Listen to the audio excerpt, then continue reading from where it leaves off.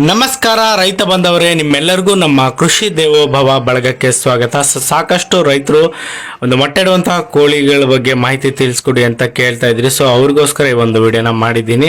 So ದಯವಿಟ್ಟು ಈ ಒಂದು ವಿಡಿಯೋನ ನೀವು ಕೊನೆವರೆಗೂ ನೋಡಿ. ಹಾಗೆ ನೀವಿನ್ನು ನಮ್ಮ ಯೂಟ್ಯೂಬ್ ವಾಹಿನಿಗೆ ಸಬ್ಸ್ಕ್ರೈಬ್ ಆಗಿಲ್ಲ ಅಂದರೆ ದಯವಿಟ್ಟು ಸಬ್ಸ್ಕ್ರೈಬ್ ಆಗಿ, ಮತ್ತು ನಮ್ಮ ಫೇಸ್ಬುಕ್ ಪೇಜ್ನ ನೀವು ಇನ್ನೂ ಫಾಲೋ ಮಾಡ್ತಾ ಇಲ್ಲ ಅಂದರೆ ದಯವಿಟ್ಟು ಫಾಲೋ ಮಾಡಿ ಅಂತ ಹೇಳ್ತಾ ಬನ್ನಿ ಒಂದು ವಿಡಿಯೋನ ನಾವು ಶುರು ಮಾಡೋಣ.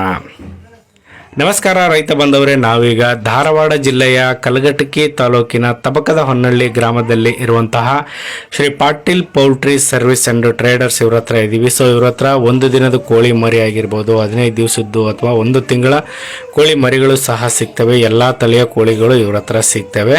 ಅಷ್ಟೇ ಅಲ್ಲದೆ ಇವರು ಪ್ರತಿ ಭಾನುವಾರ ಕೋಳಿ ಸಾಕಾಣಿಕೆಯ ತರಬೇತಿಯನ್ನು ಕೊಡ್ತಾರೆ, ಅದು ಉಚಿತವಾಗಿ.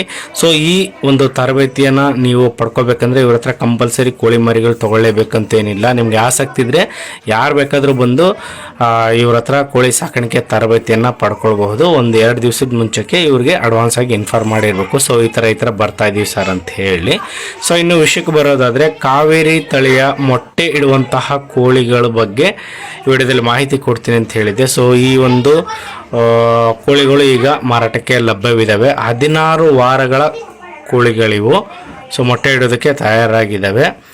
ಎಲ್ಲ ವ್ಯಾಕ್ಸಿನೇಷನ್ ಎಲ್ಲ ಮುಗ್ದಿರುತ್ತೆ. ಇದ್ರ ಜೊತೆಗೆ ಇವ್ರ ಹತ್ರ ಒಂದು ಕೋಳಿ ಗೂಡುಗಳು, ಕೇಜಸ್ ಅಂತ ಏನು ಕರಿತೀವಲ್ಲ, ಅವು ಸಿಗುತ್ತೆ. 50 ಮರಿದಾಗಿರ್ಬೋದು, 100 ಮರಿದು ಅಥವಾ 200 ಕೋಳಿಗಳು ಸಾಕುವಂತಹ ಕೇಜಸ್ ಸಹ ಇವರು ಪ್ರಿಪೇರ್ ಮಾಡಿ ಕೊಡ್ತಾರೆ.